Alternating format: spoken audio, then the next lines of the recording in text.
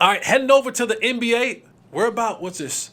We're about 2 weeks away, 2.5 weeks away from the NBA getting up. Basketball is my favorite sport, ladies and gentlemen. I cover football. I played football. But boy, I love me some basketball. And we all know and understand that the NBA now has become a duo sport. If you can get a trio, that's even better. But we all know that now the NBA is a two-star per team league now. The days of you having one main star and a bunch of role players, there are some teams that still have that, but those teams aren't winning. Those teams aren't faring well in the run for the championship. If you are a true contender for a championship, if you are a true contender in the league, Eastern Conference, Western Conference, if you're going to count yourself in that number, the number is 2. And I got to have a star and a co-star. I got to have a 1A and a 1B. Because if having a 1 and a 2, that might not cut it. That might not cut it. Giannis kind of did it one year when it was just him and Chris Middleton and company. But he realized really, really soon it's going to be very difficult with what other people are doing around me. So I kind of want to, I found this article on SB Nation. I cannot pronounce this dude's first name. Vivacek Jacobs. And he listed the top 10 duos heading into the 2023-2024 season. Now, you may not agree with this. This is not Jesse Holley saying. This is an article that I'm reading. And I would love for you to type in what are your top 10 duos. What team do you cheer for? Hit me up on Twitter at Mr. Fourth and Long. Hit me up on Instagram. Hit me up on Facebook at Mr. Fourth and Long. Tell me what your top 10 are. Leave the comments on YouTube. Here's what they have. I'm gonna go 10-1 because I like to have the climactic feeling to it. 10, they're saying Joel Embiid and James Harden of the Philadelphia 76ers. Now we all know that James Harden wants out of Philly in the worst way. But you look at last year, Joel Embiid 66 games played, Harden 58 games played. Joel Embiid, ultimately became the league MVP. He averaged 33.1 points a game. James Harden 21. Joel was averaging 33 and 10. James Harden was averaging 21, 6, and 10 last year. But coming into this year, they have them as being the number 10 duo in the National Basketball Association. Number 9. And I like this team. This team is a young team. It's an upstart team. It's a team that's really going to make some noise, I think, in the future. Light the beam. And they got one of the best slogans in the game. Light the beam? That's hard. That's hard. Light the beam. Like light the beam, Grindhouse in Memphis. Like those are just some of the hard names. But number 9 is De'Aaron Fox and Domantas Sabonis. Last year, both of these played over 70 games. Fox averaging 25 points a game. Sabonis averaging 19 and 12. I like De'Aaron Fox, probably one of the fastest dudes based on the baseline with the basketball in his hand.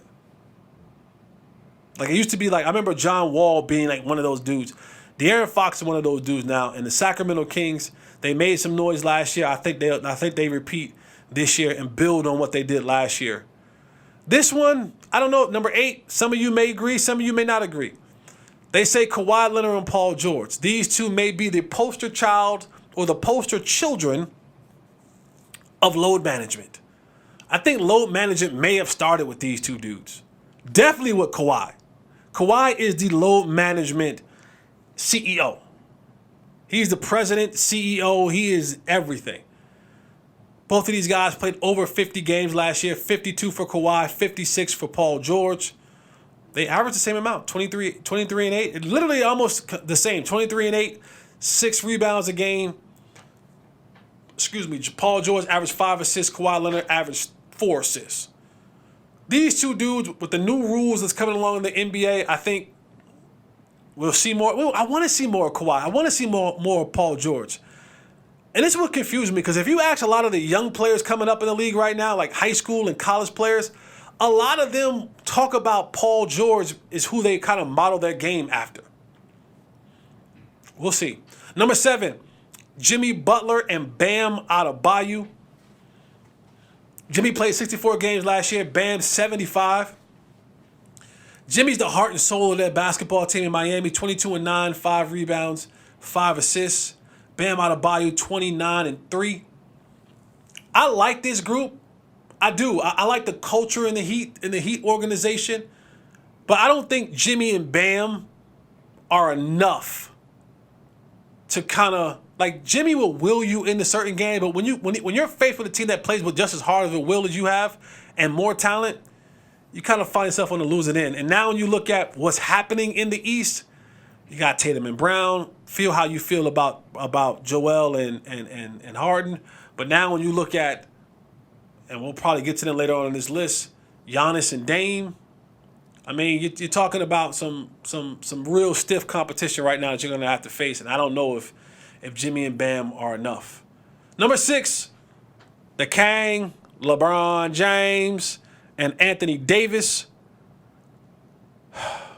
Anthony Davis, to me, is such a unique situation. I think he has the best nickname given to him by Charles Barkley, Street Clothes. Because that's when you want to believe in Anthony Davis, and he shows you a sense of just how good and special he can actually be. He turns out to be hurt. So hopefully he can play more games this year and really be a part of winning another championship for LA. But they got LeBron and Anthony Davis at number 6. Number 5, Jason Tatum and Jaylen Brown. I think both of these dudes are super talented. I do. And maybe Tatum will be able to elevate his game even more and take them over the top. But it's just something about Jaylen Brown. He's just a little bit too erratic for me. I'm not going to get on the whole everybody talking about he can't go left, but that's a real thing. So they're number 5. Number 4, this is a legacy pick right here. This I don't know. We were talking about this before. I don't know if they're actually should be this high. I think what they've done over time, they've kind of given them the nod. But you got Klay Thompson and Steph Curry. Steph Curry and Klay Thompson, however you want to put it. Steph Curry played 56 games. Klay Thompson 69 games. Steph averaging 29 points, and Klay averaging 21. Yeah, I mean Steph, yes. Klay.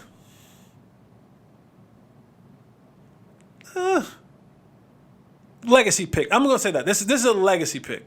This is one of they've done so much. And it says, no pair in the league currently has accomplished more together than these two.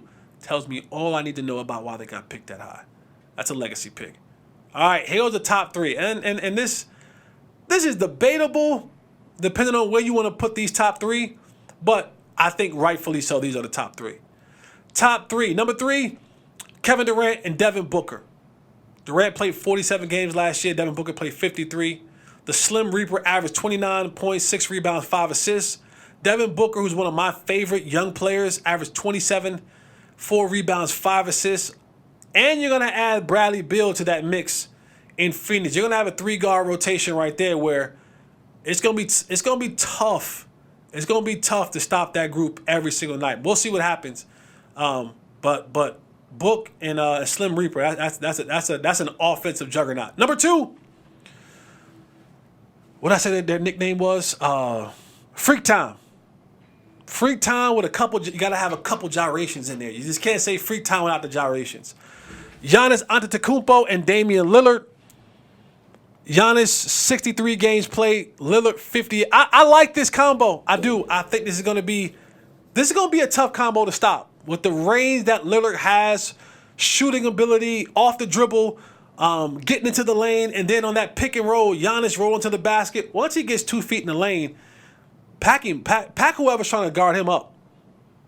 Because he gets 2 feet into the lane, he's either dunking on you or finger rolling around you or floating over top of you. It's going to be nasty business in there for whoever has to guard Giannis with 2 feet in the paint. And then, of course, number 1, the reigning defending NBA champions, Jamal Murray and Nikola Jokic. who, by the way, when you saw Jokic walking in, for the team's workouts and all that, he looked like the most miserable person in the world. Like, all he wanted to do was just stay where he was at and horse race and party. He looked like, man, I got to come back here. Didn't look too happy. But they have them two as the number one. Remember, give me your list. Put it in the comments. I'll give you honorable mentions for what they had. Honorable mentions: John Morant and Jaren Jackson Jr. out of Memphis, Luka Doncic and Kyrie Irving out of Dallas, Anthony Edwards and Karl Anthony Towns, Minnesota. Anthony Edwards is my favorite young player in the National Basketball Association. My favorite. The New York Knicks: Jalen Brunson and Julius Randle. Julius Randle with the new Skechers sneakers, with the Goodyear soles. Money is money. I don't know how that's going to hold up. Cleveland: Darius Garland and Donovan Mitchell, and Shai Gilgeous-Alexander and Josh Giddey out of Oklahoma City, the Thunder.